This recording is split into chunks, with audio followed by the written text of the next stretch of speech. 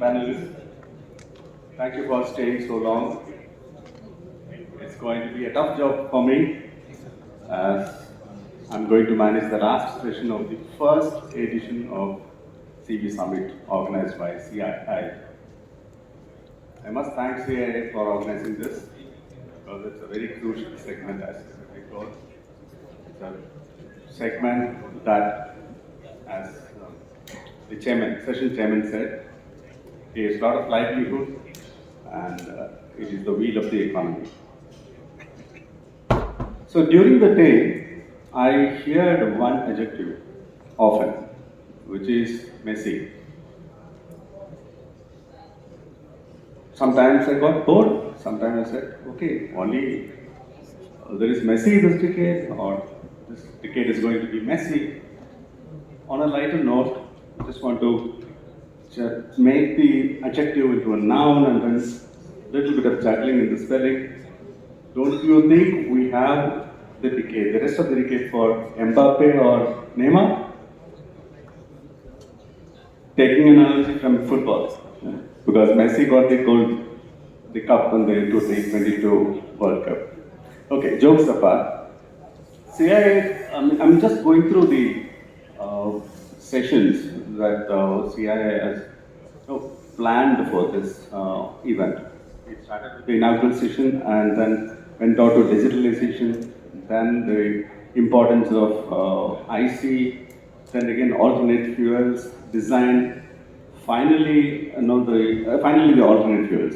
So what is left? We have to applicate that on the road. So that is why I think this section has been created at the end. Transportation systems and infrastructure. So we have the product and then product has to run somewhere. So the transportation system is there and the infrastructure is there. So it's a very nice topic. What I feel is that transportation system and infrastructure, sometimes they are symbiotic, on some count they are unilateral. I'll tell you why I feel this. Most of the time, it should be symbiotic, or always it should be symbiotic. It has to one should depend on the other always. But why do I feel sometimes it is unilateral? Because both segments work in isolation, at least in the country. But the only thing that can blur the boundary between transportation system and infrastructure going forward is sustainability.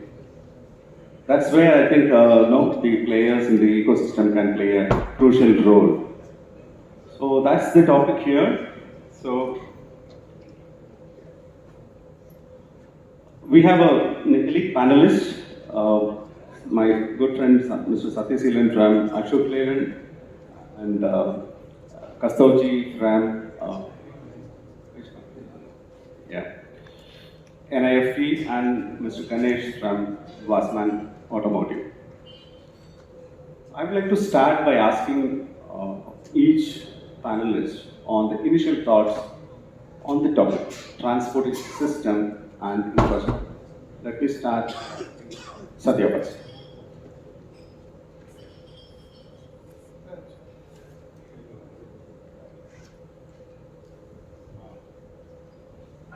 So good evening once again.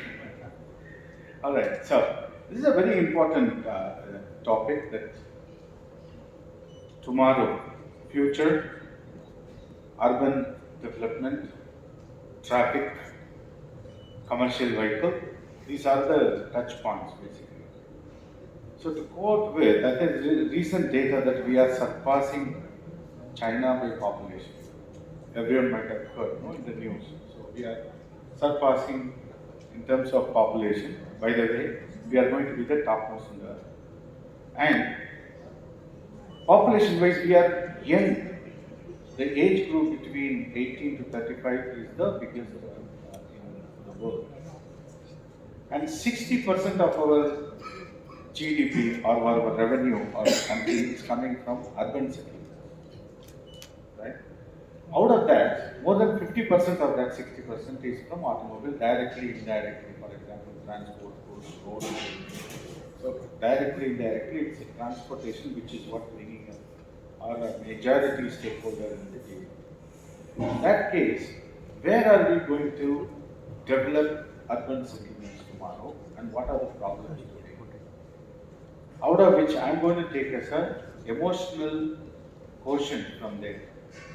Number one, when we are expanding, how are we going to do? For example, I'll quote two examples. Recently, the Stanford Design School by 2018-19 come up with the idea of the new settlements, all of them should be in straight line. For example, 100 kilometers straight line. Why?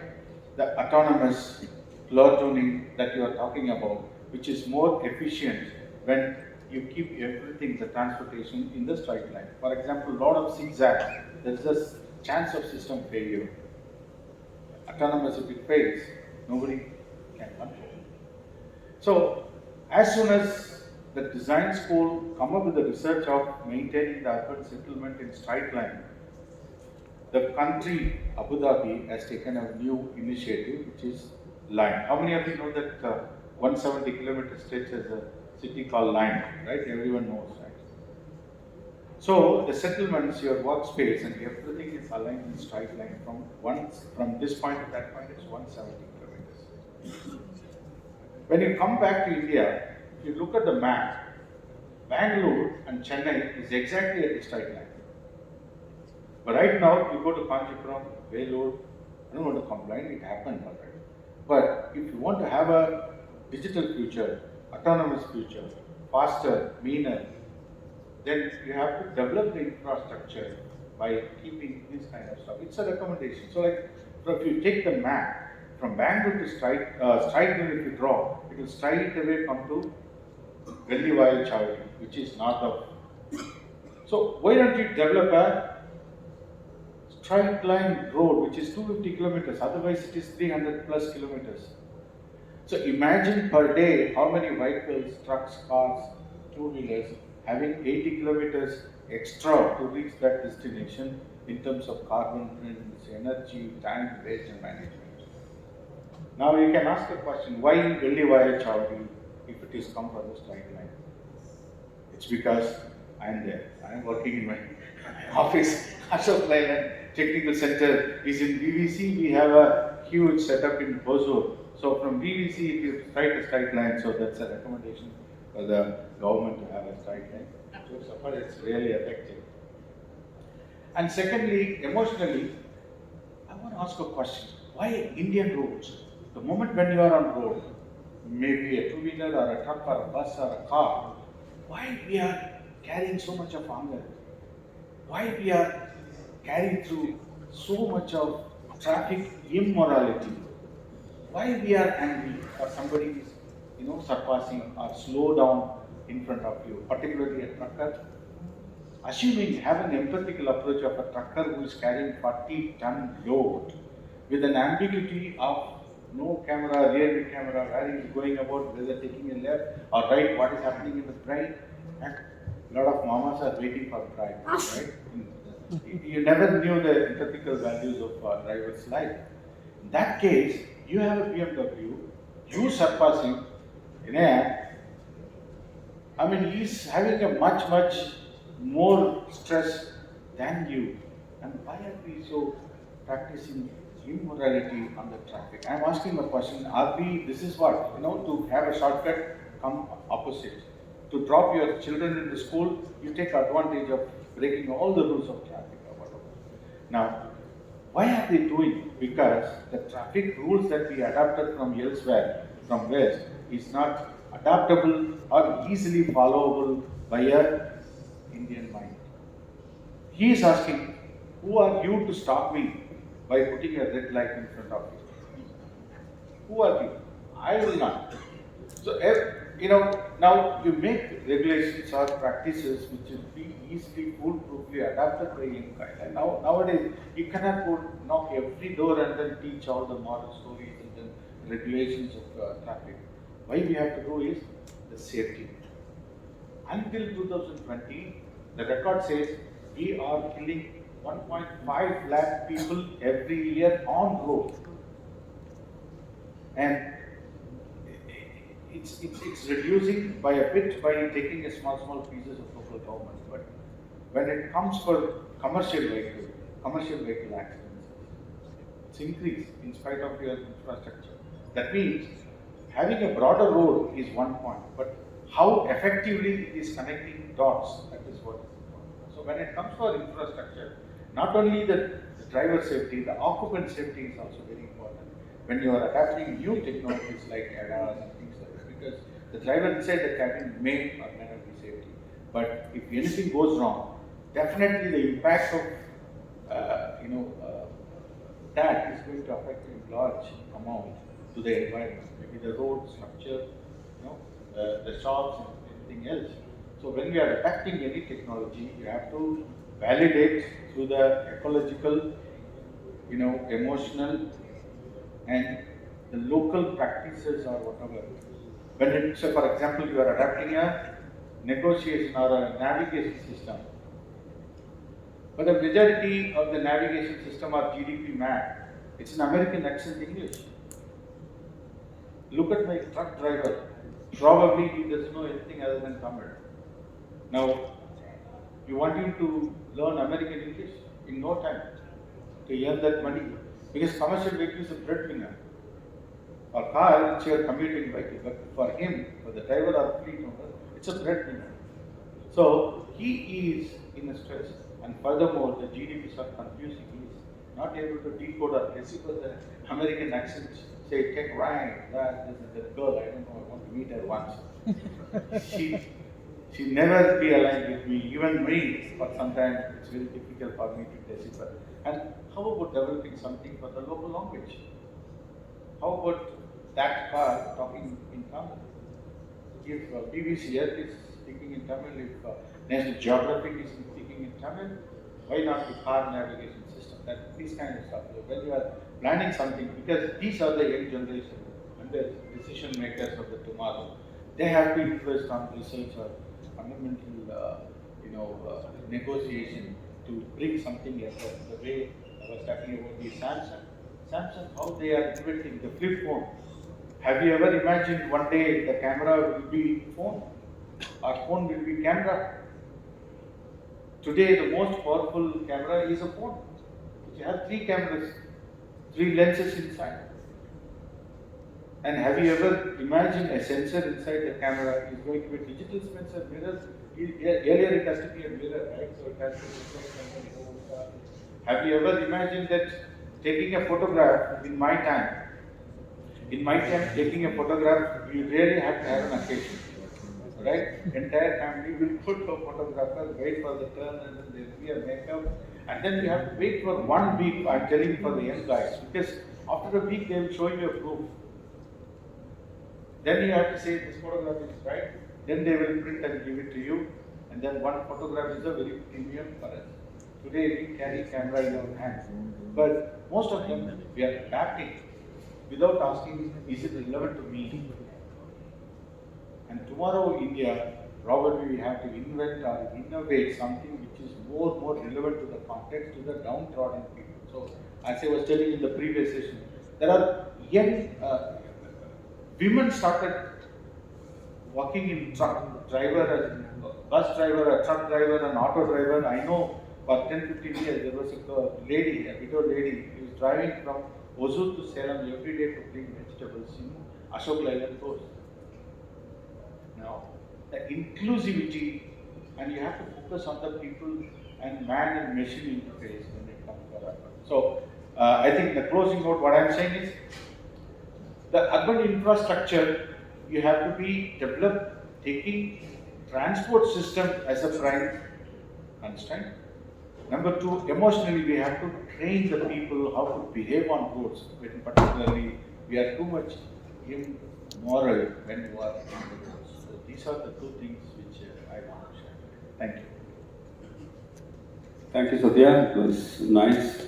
You wanted to have a straight road from Hosur to Velli via Chavadi. Yeah? We will recommend. Mr. Sengupta, if you can share your initial thoughts on the topic transportation systems and infrastructure.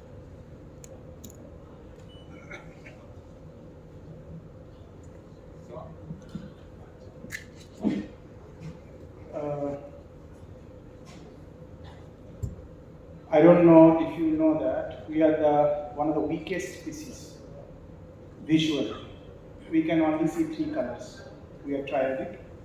A butterfly sees better than us. They can see, they have 16 cells, we have only 3 cells, RGB, that's all. So on top of it, we are color biased because we can only remember not more than 900 colors at one time. Very interestingly, our city is trying to be smarter, and Chennai is a smart city. But interestingly, we are not color smart, which means the city has no color coding. And you must have seen that suddenly one pink color bus started coming in. And it's not the full bus is pink. Somebody thought the great idea of pinking the front and back.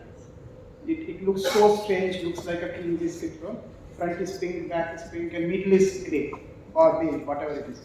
I don't know who gets these great ideas. I don't know how it happens.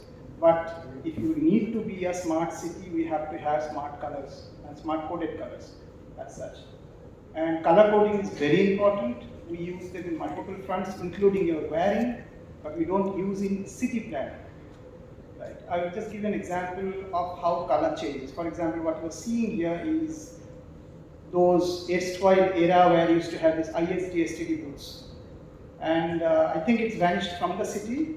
And one word vanished called fax. Fax is no more. Quietly it went off in 2013. The company closed. But STD ISD must be there in some places in the outskirts. So yellow color was perceived as one of the cheapest colors when it comes to product. You might not be seeing any luxury products in yellow in Indian context. I mean, I know a company who launched yellow, black, and red and white scooty, first few scooties. And the yellow scooty never worked for them. They didn't know why the yellow scooty is not selling because the boss went to some country and they saw yellow is happening and they brought a yellow color scooty. It never worked, right? So yellow used to be a very not so fondly color for the expensive products. But it changed because the perception changes with the generation. Now we have a generation called Gen Z. And Gen Z is around 52% in India. World average is 48. Right? So we have a very young population who has money and they have no intention to save money. Right? They have no intention to own any product or policy or anything else. There's no brand loyalty, right? So the yellow became a coolest color in Gen Z. Can we move the next slide? Anybody has a slider? Yeah. Moving, not moving? Moving. Yep. So, I'm very bad with these technologies. Okay, so that's what it is. Okay, go and go back. No, go back. So this is the problem with technology. Yeah. Somebody, Satya is into tech, so he will handle it. Can you go back to the picture of Greta Thunberg? Yeah. Second slide. Right. Other one. Yeah, so if you see that this little lady in the middle, I know you must be knowing her name. Her name is Greta Thunberg. She made a good strike with environment. And this is how yellow became cool. And if you go, is this forward or backward? Always bad with it. Okay, you can handle. So this is what Pantone launched as a yellow called Gen Z yellow. Right? And if you see that iPhone has launched a yellow iPhone. iPhone never went into yellow. So if you go through OMR, you will see a huge hoarding saying that iPhone is yellow. Nobody took a risk on joining yellow. Right? And what I mean to say that you being a designer, the one who is going to produce cars, you should be able to be aware of which generation is using it, which generation is buying it, and how they are doing it, right? And if you know that the bus is iconic London bus, which has now become yellow bus. It's no more red bus. And we adopted red because it's a London red. So our buses became red in Chennai. and they went to yellow bus. So what I'm trying to tell is that generation can change the perception because we are color biased. We have a very limited amount of color knowledge or color understanding. Move to the next slide. GenNext is changing the way car is used. What you are seeing is a very interesting company called Trippy Win. It's a Bangalore-based company. They make,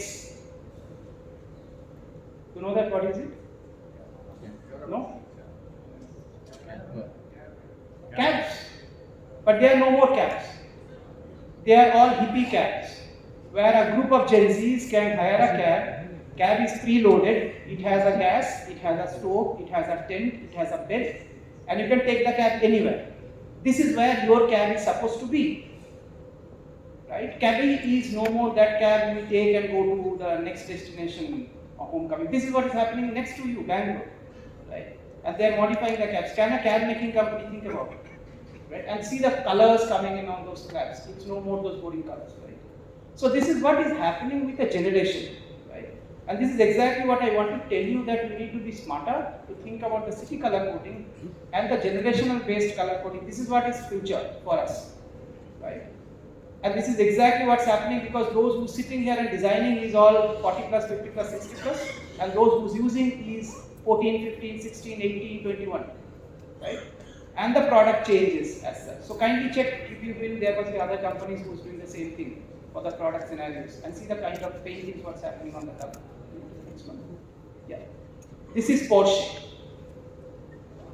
Right? And when Porsche launches a car, it is Gen Z, they say Gen Z. It's not only Porsche, Louis Vuitton has done that. And I'm not talking about becoming a bright color, I'm talking about becoming a right color. There's a difference between a bright color and the right color. Right? You have to use the right color in the right occasions. Right? That is one I want to tell. Next one. And also there is a possibility of owning a color. Can you own a color? We have not done that. Right? For example, Tiffany has owned this particular color. Any Indian car company, any Indian public transport company has owned a color? No, we have not owned a color. Right? If you own a color, what happens? Next slide. This is happens. So Caterpillar has owned a color, yellow and black. That is Caterpillar's color. They have launched extended products. They have extended T-shirts, they have extended shoes, they have extended lifestyle products. They have owned a particular color story. Can we not do that? So this is going to be the future of the color. Thank you.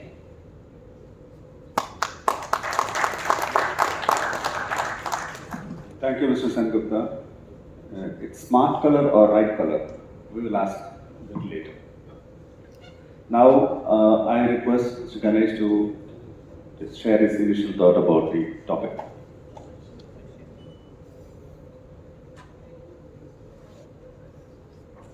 Good evening, everyone. So, at the back end of our program, I think we all, so we have a lot of problems to solve.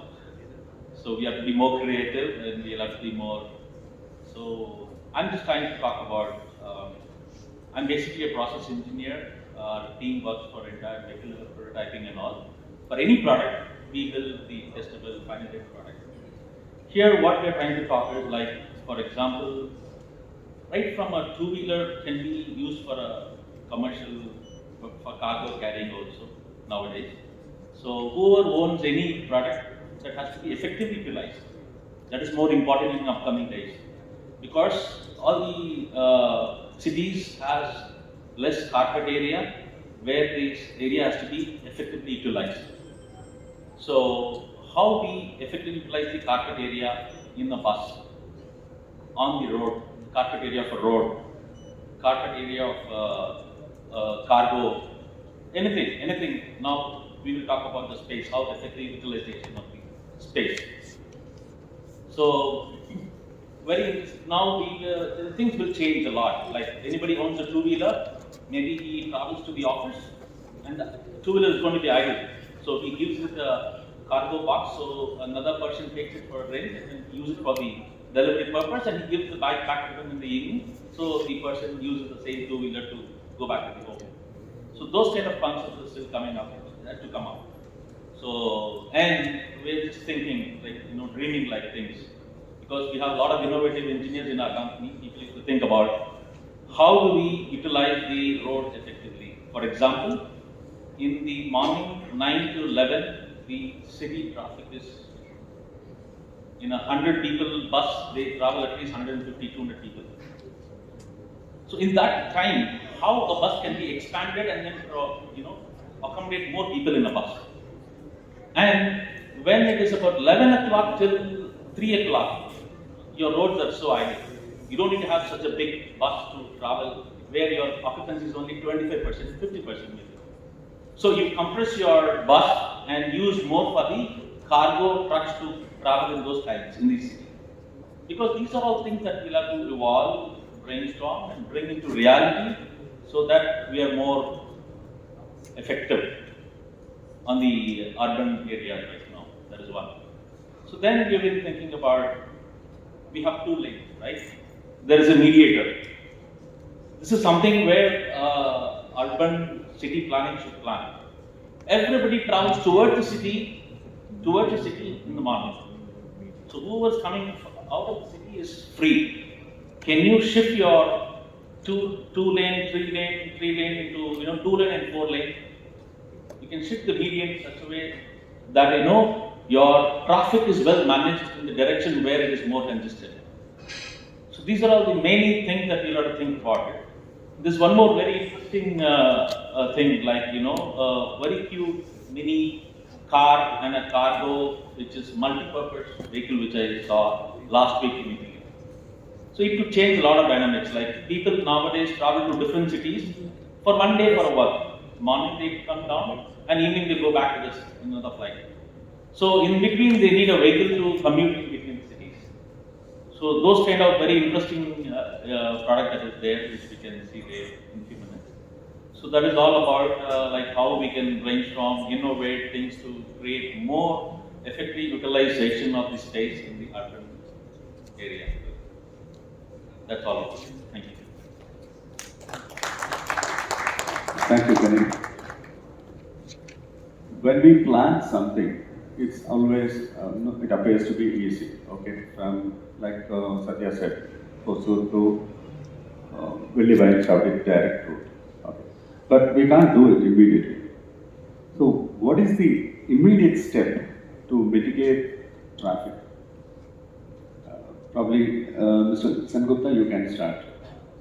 What is the immediate, what can we do with the existing infrastructure? Not a clean sheet, we don't have a clean slate, but with the existing infrastructure, how can we optimize? And then we can talk about how colors can influence in this.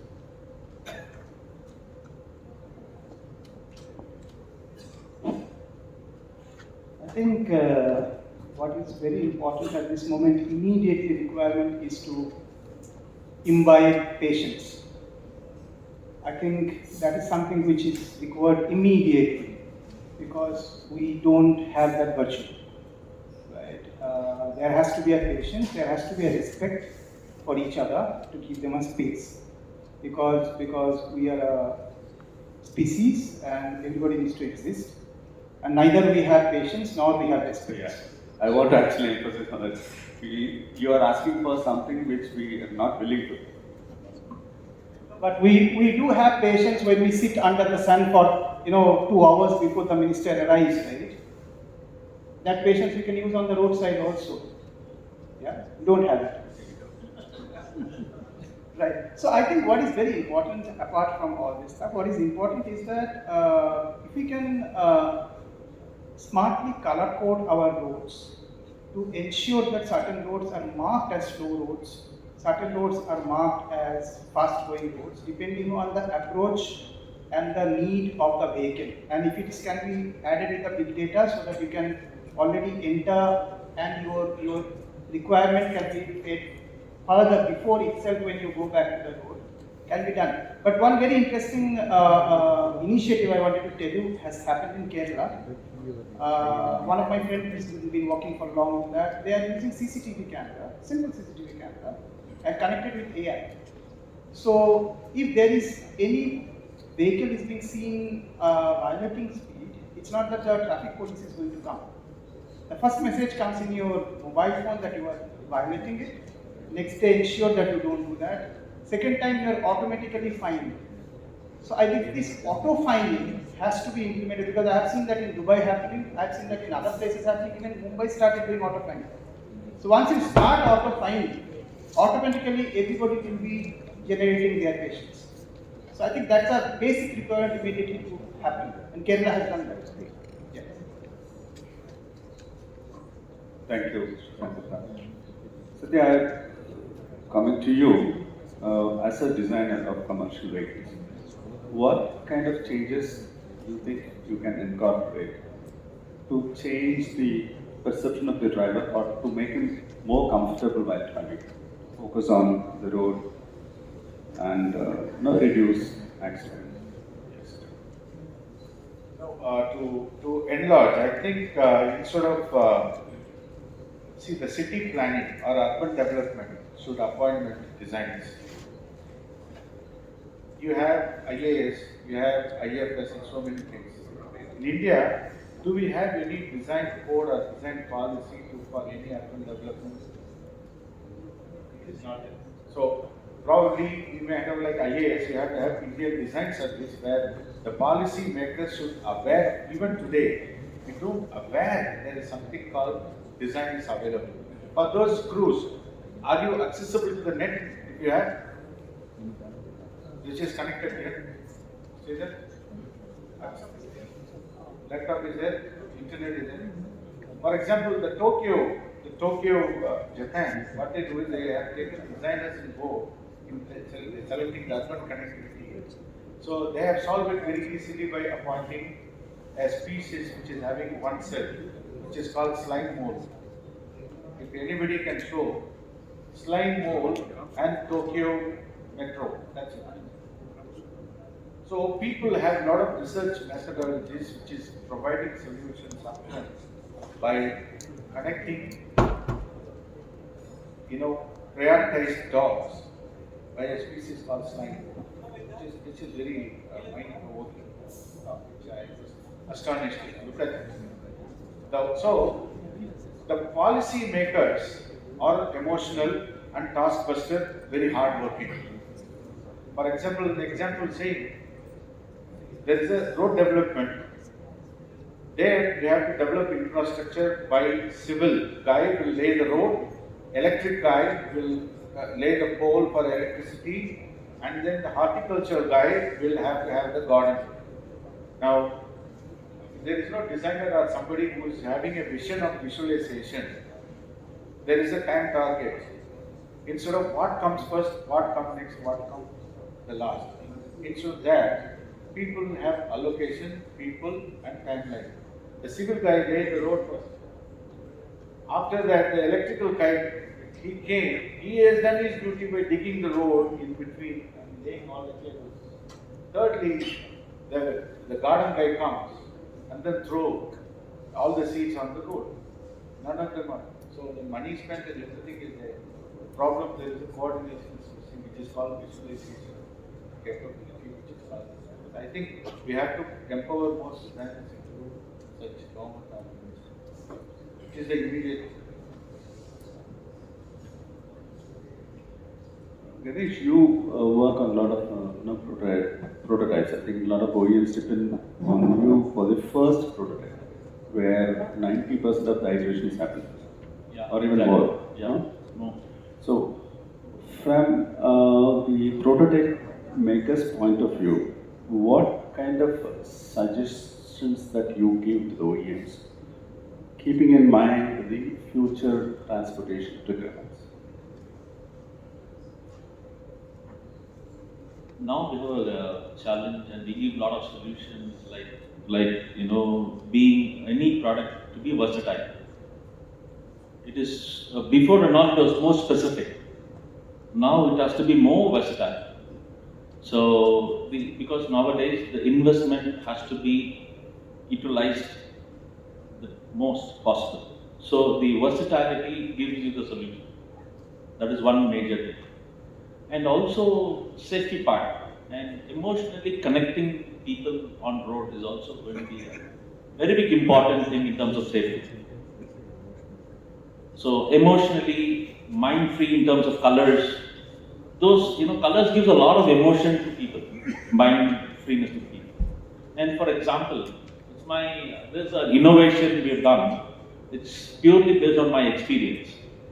I was traveling on a Chennai to Bangalore highway, where a truck driver indicated a right indicator, and he went an extreme left. But still, I'm cruising 100 kilometer speed. But he's gone extreme left, so I didn't care. Suddenly, he took a U-turn. I can't control myself. I went and rammed into this in between the truck. So suddenly, it sends me like, there is something wrong in the overall system. Maybe infrastructure, maybe something. Then it triggered, and then we invented a U-turn signal on a vehicle. This is something interesting which we have done already prototype. It will save at least 20% of the life in road accidents. When a truck driver would have done a U-turn signal, and then he has gone extreme left and taken U-turn, because we don't have an infrastructure, separate U-turn lanes in India. So we would have been safe. We would have been not met with an accident. So that kind of very important signal system is very important one. And when you overtake, when you drop a thanks message behind, if you have an LED or something, then you're very emotionally getting connected. Those kind of very small things only, will improve a lot of road safety and connectivity and things like that. So these are all kind of very small things we always introduce in each and every product. We talk to different OEMs in different areas, depending on the challenges. And even the colors. Sathiyaseelan was giving us an opportunity to build one mini van. The color is something like a golden. If you all seen Badado's Express. It's a very new color. It's a new color. Everybody feels a luxury in the color. We had a wonderful opportunity even to build that overall prototype. So that's it. So these are small things. Everybody has to come forward, talk about the problem. Definitely, if the solution evolve. Thank you, Ganesh. Now India has become the largest populated country, so we have achieved the target soon, in that case at least. And 30 to 40% are extras. Indians will be 30% plus. So they are going to be manning many things.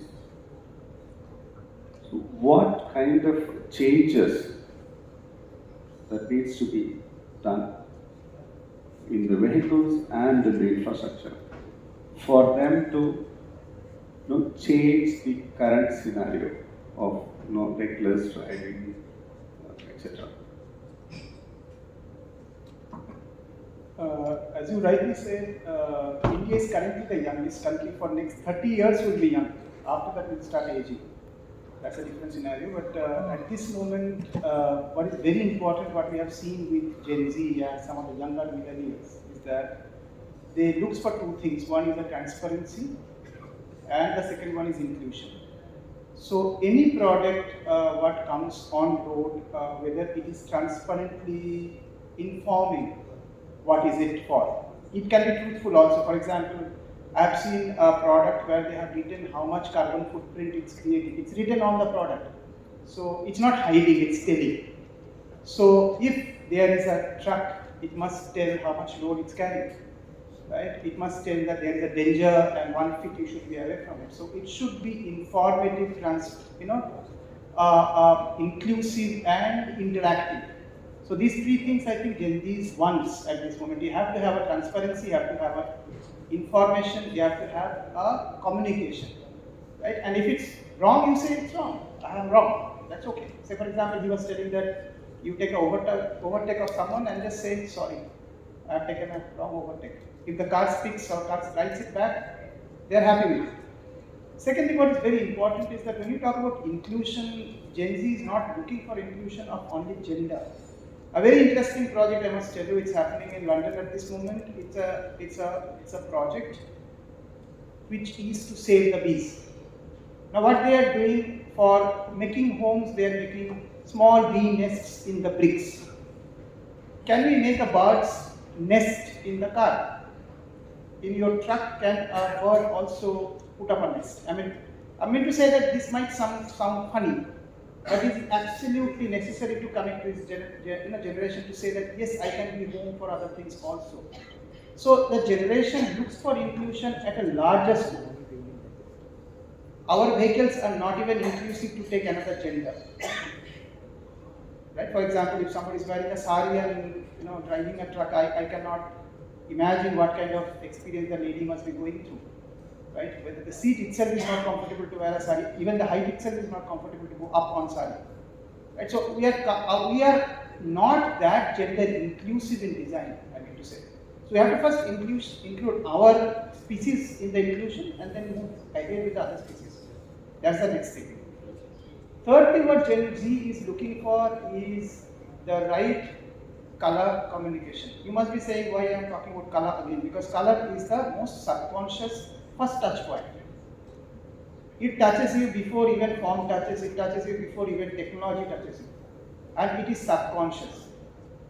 Our vehicle has to be rightly color coded. And it means what it is. So if it's a truck, it should mean it's a truck. If it's a maxi car, it should tell it's a maxi car. And that has to be color coded somewhere in the vehicle. Right? And it has to be subduedly done. It cannot be up in toilet. Just because it's female, everything is pink. In our country, anything for female is pink. Bus is pink, toilet is pink, auto is pink, I mean, that's how we perceive. Female is no more in pink, they are all in black. I don't know whether you have a daughter or a sister at home, they love black. They don't love pink at all. So, we have to understand Gen Z better. Most importantly, Gen Z doesn't want to own anything. So don't think they will buy a truck. They will share a truck. They will brother a truck. They will sister a truck. So it's no more as owning a vehicle. It goes beyond that owning. So we have to make that service design also as such. Can we also behold on that aspect? They are not owning even houses. How they will own a truck tomorrow, right? So that's again a thing to look at. So these are the few points I thought we will be adding for the newer generation to come. Yeah, pass on. Very interesting. You hit the nail on the head. I think vehicles, especially commercial vehicles, are not designed for women. No, that's a key thing. Is there any input for you? Okay. So that's the reason why I told these guys not to call any fashion designer here. He wants a nest in a truck. Are you mad? No, I'm not going to give. I conduct.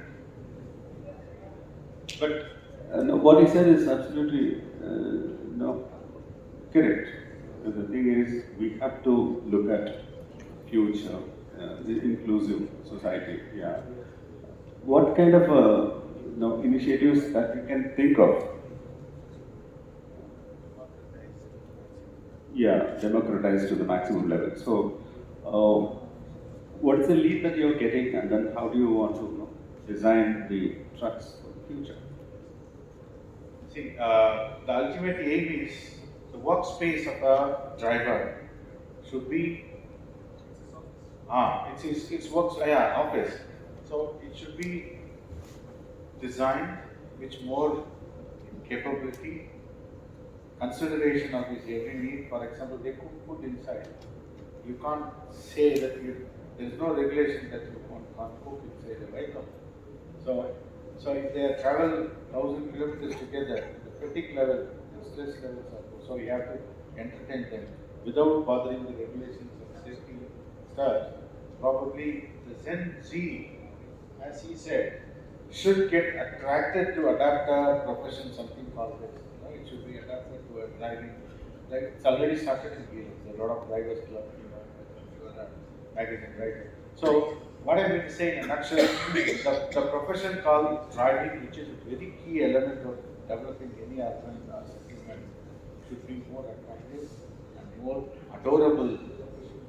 That is the idea. Because we are going to give a smartphone, most features. All these things are acting like this. Because that will appear after 2-3 years. And I see.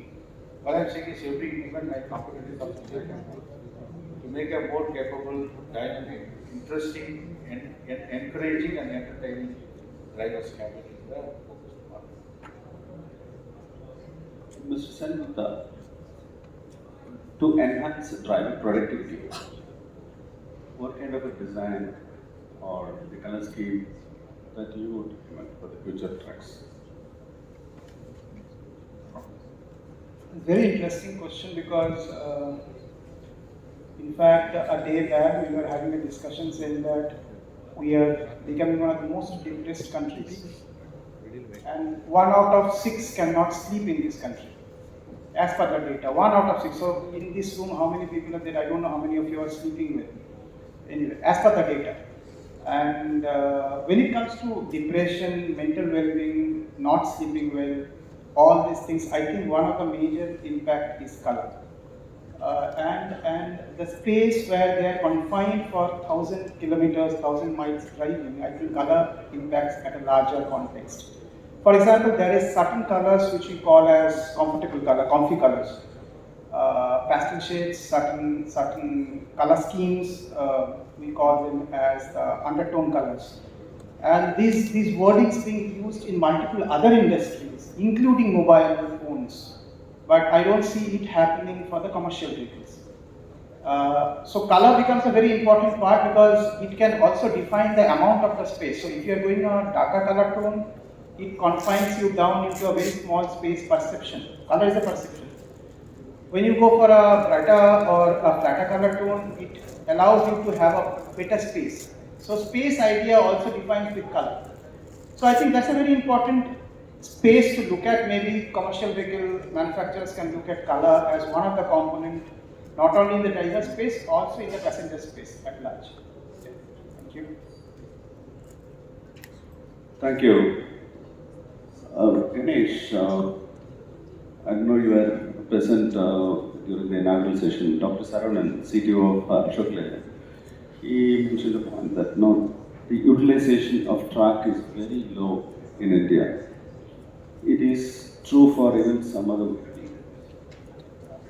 Yeah. Is there a possibility to look at the hybrid model where the same vehicle can take, I think you mentioned clearly, cargo and passengers sequence? Yeah, so mostly in the urban transportation, we need to have a very modular concept, and it has to be more